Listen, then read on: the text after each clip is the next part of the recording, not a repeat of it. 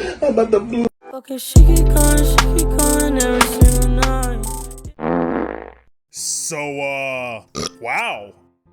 I didn't expect a Snoot game video to be more popular than my other videos. Go check those out when you can. I think they're pretty funny. I honestly expected 700 views max, but no. As of writing this, I'm at 7K views. And not only that, the channel gained over 150 subscribers alone from the announcement of it, and the video itself. So, ladies and gentlemen, my name is Paul Atrox, and welcome back to the channel. And also, thank you for subscribing. If you haven't already, I'd say now would be a pretty good time to do so. And while you're at it, leave a like and a comment as well. It feels like it's only been a few weeks since I dropped that video, but it's actually been a couple of months now. First off, that thing took forever to make. I've been working on it since I finished Snoot game back in December of last year. And you know what's even dumber? There's a line in that video where I say, and recently as a few weeks ago, I saw yet another review of Volcano High that also mentions Snoot game. Yeah. That was a lie. I wrote that line months before the video dropped. So by the time it released, it had already been ages. Originally, I thought the Snoot game video would just be a quick gap filler, a 20 to 40 minute project between my Mighty Kong video and the Ultraman one I was planning. But then I went completely off the rails. 2 hours and 40 minutes later, I had accidentally made a feature-length video essay. Honestly, part of me loves it for that. The other part of me hates that I didn't split it into 2 halves. I considered it, I really did. But I wanted it to feel like one big, complete piece. A grand, ridiculous spectacle. And, in a way, it was that. If there's one thing I wish I'd done differently, it's that I should have focused less on summarizing every event in the game and more on actually reviewing it, rather than narrating the plot for the first 2 hours. That's something I definitely want to fix moving forward. Anyway, enough self-loathing. Let's talk about the reception for a second. As I mentioned, the video did pretty well compared to everything else on the channel. In the comment section, it was interesting. Some were really wholesome, some were odd, and some were actually useful. But one comment stood out more than anything. It said something like this. The funniest thing about video is that the creator of Snoot game has seen this video and he thinks this video sucks. LOL. Now, when I first read that, my brain just froze for a second. You're telling me someone from Caveman On, the actual creators, saw the video and thinks it sucks gorilla pubes? My first reaction wasn't disappointment or, oh no, oh, don't meet your hero. It was a little more something like, hell yeah! Like, dude, if the creator of the game I just spent months analyzing hates it, that says something. Of course, me and a few others tried asking where that person got that info, but they never responded. So either they were trolling or they're just edging me for eternity. Either way, it was hilarious. When I first wrote the original script, I hadn't played Volcano High yet, and I hadn't even heard of a certain game called I Wanna Hug That Gator. So at the time, I didn't really have much context beyond Snoot game itself, which weirdly enough turned out to be a good thing. And let me look at the game on its own terms without comparisons or bias. I've got a lot more to say. So that's what this video is about. This is me expanding on what I said before, correcting some things, adding what I left out, and revisiting the stuff I didn't fully appreciate at the time. Consider this an extension of the last video essay. A DLC if you will. This is my Snoot game follow-up.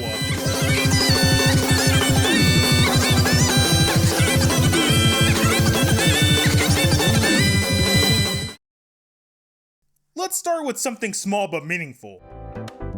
The music. Now, there's not a ton to add here, but I still think it deserves more credit than I originally gave it. Back when I first played Snoot game, the soundtrack really didn't stand out to me. I thought it was fine. Serviceable. I even joked in the video that it wasn't as memorable as something like Zelda music, which in hindsight was kind of unfair. See, when I played through the game, I did it with friends. We were laughing, making jokes, and just having a good time all around. So the focus wasn't fully there. I wasn't listening the way the story wanted me to. But when I went back to edit the video essay and replay the footage, something weird happened. The music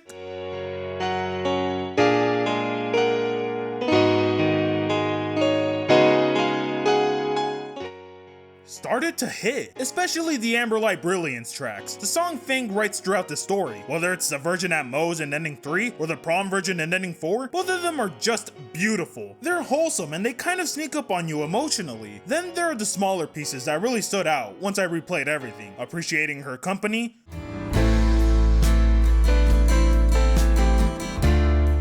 Ramo de Rosas,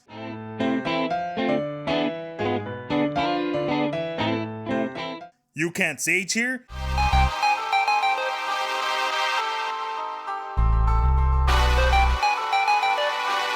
and I have no clue what I'm doing, which by the way is just a bootleg version of AC/DC's Back in Black.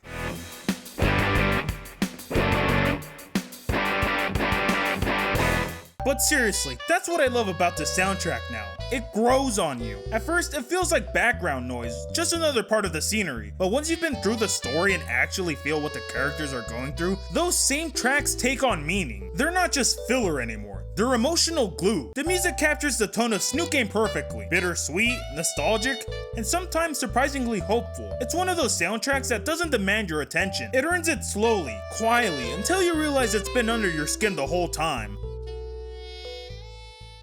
Okay, let's talk about mods. Back when I made the original video, I said the mods added a ton of replayability, and that's still true. But after spending more time with the game since then, I've realized there's way more to that than I initially thought. At the time, I had only played 2 mods, the ones I showed in the video. And for some reason I also had a random Wani mod installed by mistake.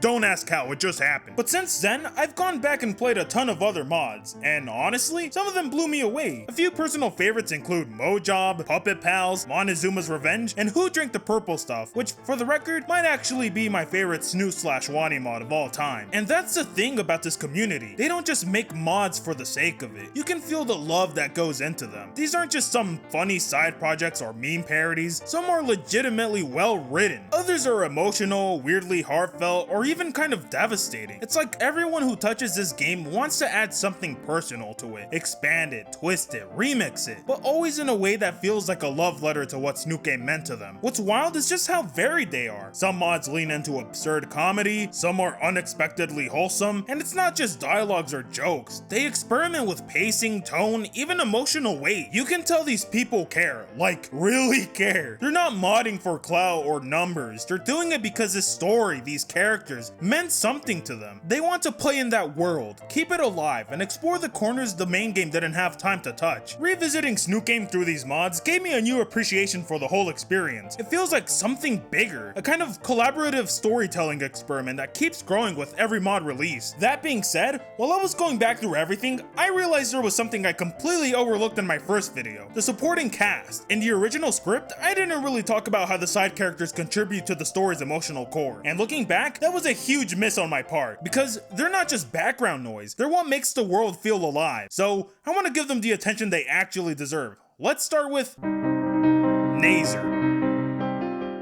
Side note, I really do not like Naser or Naser or whatever he's called that much. And same for Naomi. Naser because he just never shuts up about Fang, and Naomi because she just never shuts up in general. That line still sums up my first impression of him perfectly. Although Naser can be very annoying and pretty dickish at times, it's part of the character arc he goes through in the game. His constant obsession with Fang isn't just him being mean, it stemmed from a deeper emotional place. Naser isn't overprotective just because it's his sibling, it's because he desperately wants to be close to them again. He wants Fang to like him again, to acknowledge him, and maybe even forgive him for something neither of them has ever really processed. That whole dynamic hits harder once you know the whole backstory. The iconic rooftop scene with Fang and Anon is where it all clicks. You find out the real reason for the tension: a traumatic childhood accident that left Naser physically hurt, and Fang emotionally wrecked. It's that one event that defines their entire relationship. Fang keeps pushing him away because they still blame themselves, and Naser, instead of healing, just gets louder, trying to reconnect in the only way he knows how. It's tragic because they're both hurting for the same reason, but can't find the words to bridge that gap. And what makes it even more interesting is how Naser's actions actually affect Anon's growth too. For all his flaws, Naser forces Anon out of his shell. He doesn't let him hide or stay quiet. He drags him into situations that make him engage with people. And in doing that, Naser indirectly helps Anon start to grow. It's one of the reasons Naser ends up being such a memorable character. He's annoying, he's obnoxious, but he's also broken in ways that feels legit. And his presence actively shapes the arcs of the people around him. He ends up coming to terms with himself and actually ends up focusing on himself, which then indirectly leads to him breaking up with Naomi. In ending 3 and 4, he becomes almost a twin with Lucy, a complete 180 of what they were in the beginning of the game. With that in mind, I think now's a good time to talk about another character I didn't give enough attention to before. Reed is interesting. He's one of those characters that you don't think about much on your first playthrough. You just kind of accept him as the chill guy, the one who offers good advice, tags along for the ride, and occasionally drops a line of wisdom before disappearing for a few scenes. But the more time I spent with the story, the more I realized just how complicated Reed really is. He's not loud or dramatic like Naser, and he's not the emotional core of the game like Fang and Anon, but his quietness, that's what makes him one of the most morally complicated characters in Snoot game. At first, Reed seems like a calm, grounded friend, a kind of stabilizing presence in a group that's constantly imploding. But the longer you watch him, the more that calmness starts to feel off. It's not serenity, it's avoidance. He stays neutral for so long that his neutrality turns into complicity. He sees how toxic Trish is being toward Fang, how manipulative and controlling she gets, and he just lets it happen. At first, you can justify it. You can say, well, maybe he doesn't want to make things worse. But then you realize that he's not being passive out of peace. He's being passive out of fear. Reed's loyalty to Trish isn't just friendship, it's submission. He's so focused on maintaining that fragile balance in the group that he sacrifices his own moral compass to do it. Every time Fang gets hurt or humiliated or cornered by Trish's manipulation, Reed just looks away, and that silence becomes its own kind of betrayal. What's even more interesting is that Reed was never really Fang's friend to begin with, not in the way the story makes it seem. He's Trish's friend first. That point becomes painfully clear in the bonus chapter, Passion of the T-Word 2, where he invites Trish over to comfort her privately. While Fang is crumbling under the weight of Trish's control, Reed's out there making sure Trish is okay. That moment says everything. His loyalty is misplaced and he doesn't even realize it. But the most polarizing thing about Reed comes in ending 3. This is the part of the story that made me stop and think, what's going on with him? Because this is where he finally does something. He actually steps in, physically restrains Anon, and for a second, it feels completely out of character. Like, wait, Reed? The guy who's been laid back for the entire game just put Anon in a headlock? But the more I thought about it, the more I realized this is the first time Reed's ever been emotionally honest. He sees what's happening between Anon and Fang, how codependent they become, and he tries in his own clumsy, misguided way to stop it. It's not out of cruelty or jealousy, it's desperation. By that point in ending 3, Fang's identity has collapsed. She's dependent on Anon, isolated from everyone else, and Reed recognizes that she's not healing, she's shrinking. So when he restrains Anon, it's not some villainous act. It's a moment of panic from a guy who finally decides to act, but way too late. And that's what makes Reed so fascinating to me. He's not the wise best friend, he's not the good guy. He's what happens when someone mistakes being passive for being kind. Reed's not malicious, he's scared of conflict. He wants to protect his friends, but doesn't know how, and by the time he figures it out, the damage is already done. It's tragic. Reed isn't a hero, but he's not a villain either. He's just Reed, a flawed person who waited too long to care out loud. Also, yeah, funny pothead smoker. Oh. While characters like Reed embody emotional passivity and complicated loyalty, Rosa and Stella stand out as two of the few people who exist outside of the emotional turmoil of the main friend group. And that's exactly what makes her presence so important. Rosa serves as a kind of a moral anchor. She's blunt, explosive, and never afraid to call someone out. But beneath that intensity is strength, empathy, and loyalty. She pushes Anon to take responsibility, to grow, and to look beyond his own impulses. She's the grounded friend who doesn't just comfort you, she challenges you to be better. Stella, on the other hand, carries a softer, brighter energy. She's kind, expressive, and unapologetically herself. Her warmth and intuition brings a gentleness that balances Rosa's sharpness. Yet, she's far from naive. Her moments of insight cut deep. Stella helps Anon question who he is and what he truly wants, not just what he clings to when things fall apart. Together, Rosa and Stella are two halves of the same coin. One direct and fiery, the other calm and understanding. Their dynamic becomes especially clear in the gardening scene. When Anon accidentally falls into Rosa's flowers and Rosa's about to snap, it's Stella who steps in and diffuses the situation. Her compassion tempers Rosa's anger, showing a balance between strength and gentleness that Anon desperately lacks. Then in that same scene, Stella quotes Naruto, "To understand someone, you must share their pain." It's almost funny in its simplicity, but it captures one of the game's core messages about empathy and connection better than any monologue could. And strangely enough, it's ending 3, the most bittersweet route in the entire game, where Rosa and Stella's importance truly shines. In this ending, they reach out, checking in, offering advice, but as the story darkens, their efforts efforts are quietly rejected. There's no dramatic argument or betrayal, just slow, painful distance. The further Anon and Fang collapse inward, the more Rosa and Stella fade away. Their absence becomes symbolic of what's been lost: stability, support, and the capacity for genuine connection. What hurts most is that both of them, especially Rosa, had the potential to be the game's strongest supporting characters. Rosa, who once helped mend Lucy and Naser's relationship, ends up compromised in the prom scene. She sides with Trish's manipulative plan, not out of malice, but misplaced trust and the sake of mending broken friendships. She even interrupts Stella's tarot card reading, a small, easily missed moment, yet one that carries a little weight. Stella was offering Anon much needed clarity, but Rosa's interruption literally and symbolically muddies that vision. It's not active sabotage, but it's tragic. A sign that Rosa, once a voice of reason, has unknowingly become part of the cycle that she used to fight against. By the end, both Rosa and Stella disappear with little closure. Their exit feels abrupt and disappointing, and yet that absence leaves a haunting impression. That's what makes them so vital. Rosa and Stella represent what a healthier, more balanced path could look like, one rooted in emotional honesty, independence, and real friendship. Their disappearance isn't just sad, it's a warning. It shows what happens when people reject those who genuinely care for them in favor of comfort, control, or dependency. They may not be central to the plot, but Rosa and Stella carry a lot of Ending 3's moral heartbeat. Their quiet withdrawal says more about the ending's themes of loss, denial, and emotional blindness than any single line of dialogue could. With the supporting cast laying this emotional groundwork, showing what genuine connection and balance could look like, it's time to move deeper into the endings themselves. I gave my 2 cents of each ending at the end of each chapter, but there are some few things that I want to expand upon even more. Funnily enough, starting with... Okay, as I mentioned in my previous video, I love Ending 3 because of how realistic and bittersweet it is, which makes it relatable and make one feel hopeful. But it seems a lot of people really don't like Ending 3 because of how Lucy shuts everyone out and chooses to be dependent on Anon. And I get it, because while the ending can be read as a quiet life of peace and stability, it's also undeniably tinged with sadness.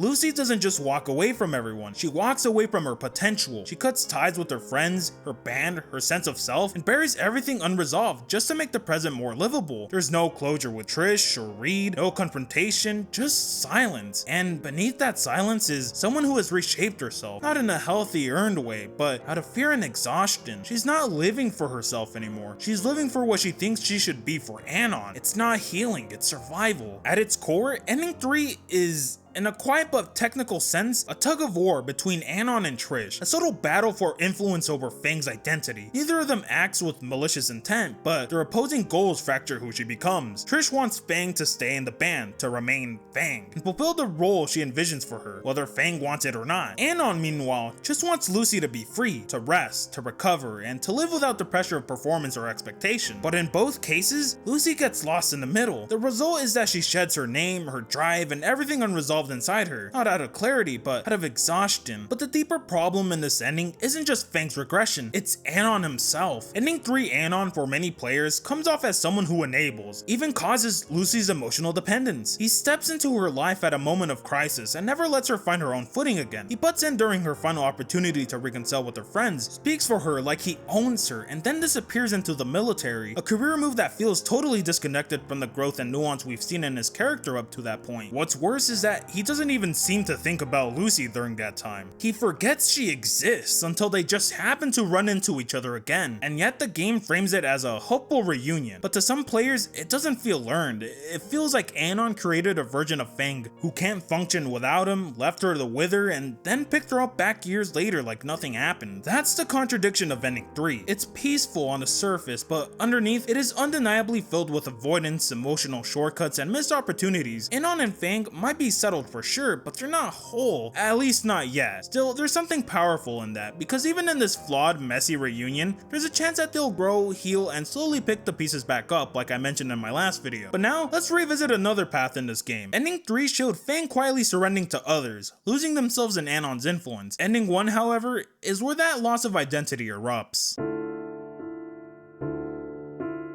Ending 1 of Snoot game is brutal. But what makes it so compelling isn't just the violence or the shock, it's how it reflects Fang's internal struggles. Fang is fundamentally a submissive character. They're constantly trying to conform to the people around them, to the expectations of those they want to please. That's obvious with Trish, Fang's closest friend. It's implied, controversial as it may be, that Fang takes on a non-binary identity under Trish's influence. This isn't meant to offend anyone, and I've already covered the nuances of that in the first video essay. Here, it's more important as a lens to understand Fang's struggle. They're not always sure who they are because they've learned to mold themselves to others. Their family situation compounds this. Fang's parents are distant and unsupportive in different ways. Samantha is well-meaning but oblivious. Ripley is hard-headed, a police commissioner, and openly disappointed in them. Fang isn't just misunderstood. They're actively seen as a nuisance to the parents. Naser's story during lunch illustrates this beautifully. One night, Fang and Ripley argue loudly over Fang staying up late at night, keeping Naser awake. A snapshot of how deep Fang's familial tensions run. It's more than conflict. It's a demonstration of Fang's inability to trust anyone, even their own family. And it doesn't stop there.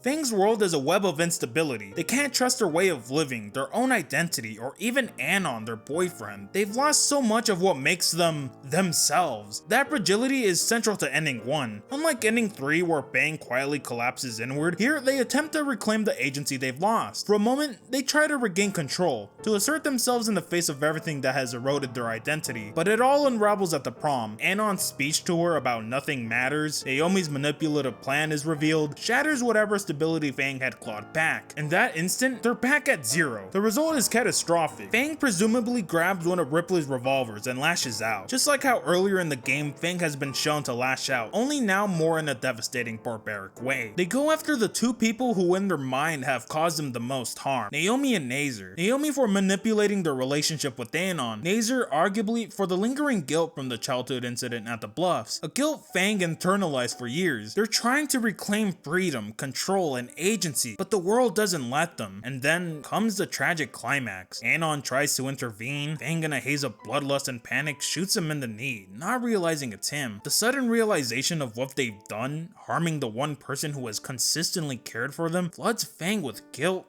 fear, and despair. That crushing self-awareness is what finally tips him over.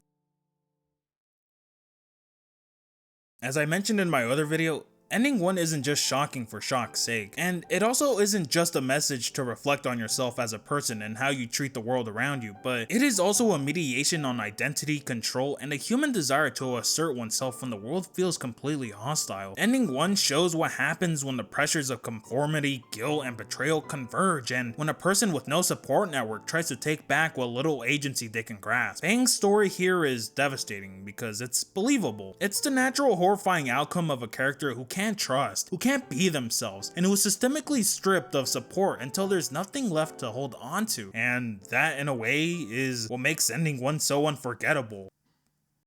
But let's not end this on a somber note, because even though Snoot Game is full of tragedy, miscommunication, and emotional collapse, there's something profoundly real in all that mess. Every ending, from the quiet melancholy of ending 3, to the chaotic despair of ending 1, to the satisfying resolution of ending 4, represents a different piece of Fang's identity. It's not about who's right or wrong, it's about how easily a person can lose themselves trying to be loved, understood, or forgiven. Fang's submissiveness, their constant need to please, is what makes them so painfully realistic. We've all been there, bending who we are to fit the expectations of the people we care about, hoping it'll make things easier, only to realize we've drifted away from who we really are. Fang's tragedy is that they never stopped trying to belong, even when belonging means erasing themselves. And revisiting Snoot Game after my last video made me realize more just how layered this story really is. Back then, I broke down the themes, the endings, and the emotional beats that made it so special, and why it is the best dinosaur game of all time to me. But I never really got to talk about everyone's character arcs aside from Anon and some of Fang. Back then, I was so focused on why the story worked. Now I'm more drawn to what it means. When I first made that video, I saw Snoot Game as a bittersweet story about two people, Fang and Anon, trying to find stability in a collapsing world. But now, I see it as something deeper, a reflection of how we cope with pain and how we try to build identity out of the expectations placed on us. The more I revisit it, the more I realize how personal it really is, not just for Fang, but for anyone who's ever felt trapped between who they are and who they're supposed to be. That's what makes Snoot Game so remarkable remarkable to me. Beneath all the irony, the memes, and the visual novel structure, it's a story about empathy and how easy it is to misunderstand others, and even easier to misunderstand yourself. Every ending, no matter how tragic or quiet, says something about the cost of being human. Ending 3 shows what happens when you lose yourself for peace. Ending 1 shows what happens when you try to take that self back by force. Neither one is right, but both are honest, and in that honesty lies something kind of beautiful, because at the end of it all, Bang was trying,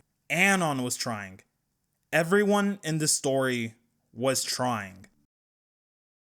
What's even cooler, that character arc Fang goes through about identity and expectations carries over to the next game. Following the release of Snoot game in 2021, it inspired something new. Something a little brighter, a little softer, but still carrying that same heart. That game is I Wanna Hug That Gator.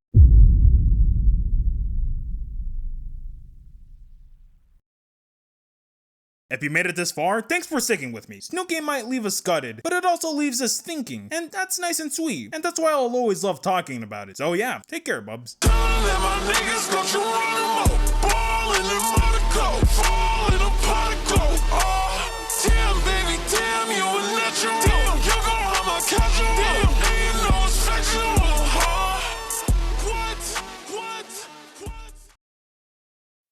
Dude, Jesus fuck Jaden, what in the fuck is that jit?